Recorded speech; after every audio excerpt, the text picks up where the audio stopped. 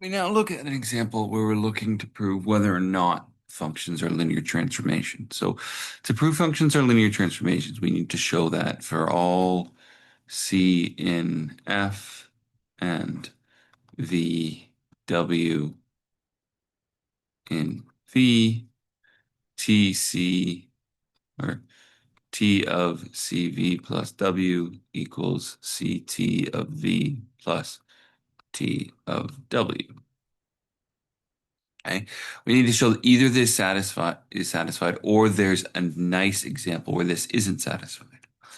Okay. In our first example, A, what we're looking at is we're looking at T of x1, x2 equals x1, x2, x2.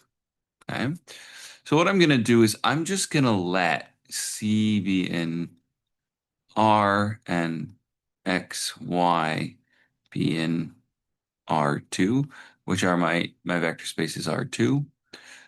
Thus, X equals X1, X2, and Y equals Y1, Y2. And then T of CX plus Y equals, here it's T of CX1 plus Y1, CX2 plus Y2, which if we apply our formula, it's CX1 plus Y1 times CX2 plus Y2, comma, CX2 plus Y2. Whereas CTX plus TY, this equals CTX1 YX2 plus TY1 Y2,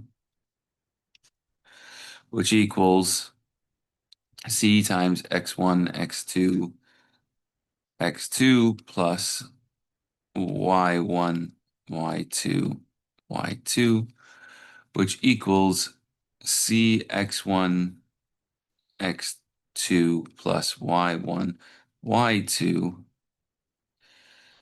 CX1 or CX2 plus Y2. And now what I'm going to do is I'm going to compare these two. So to compare them, I need to expand. So I get C squared x1 x2 plus C x1 y2 plus C x2 y1 plus y1 y2 is my first entry, and my second entry is cx2 y2. So now I look at them and I go, this and this are very different. Okay.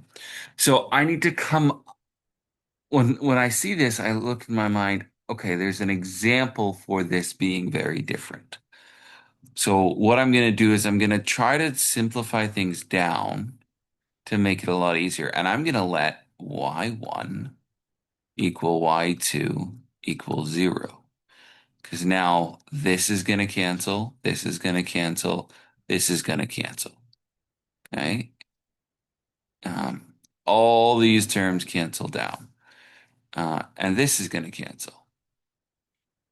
Okay. So I'm left with cx1 x2 and c squared x1 x2. Well, I'm going to let x1 equal x2 equal 1. And now I have c and c squared. So I'm just going to let c equal, say, 2. And now if I let c equals 2, what I have is I have that this side here is going to be 2, 2. Whereas this side here is going to be 4, 2. And 2, 2 does not equal 4, 2. Thus, T is not linear. Now, there's many other approaches, but what I did is I just said, this has to be true. They're not equal to each other. How can I simply show with a specific counterexample that it's not true? And then I come up with that counterexample. Part B, it turns out, is linear. I'm going to leave that as an example for you guys to work through. Question 2, we have a question here we're asking, given this set of vectors, determine whether a linear transformation exists. And a lot of people think, well, I show this as a basis, but it's not quite. What I can show is I can show that alpha 1 equals alpha 2 plus alpha 3. So because alpha 1 equals alpha 2 plus alpha 3, T alpha 1 is going to equal T alpha 2 plus alpha 3.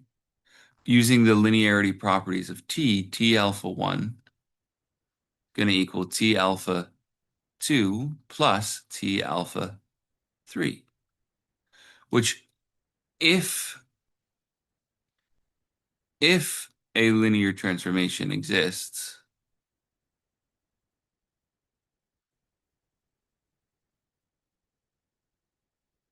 then beta 1 would equal beta 2 plus beta 3. But 1, 1,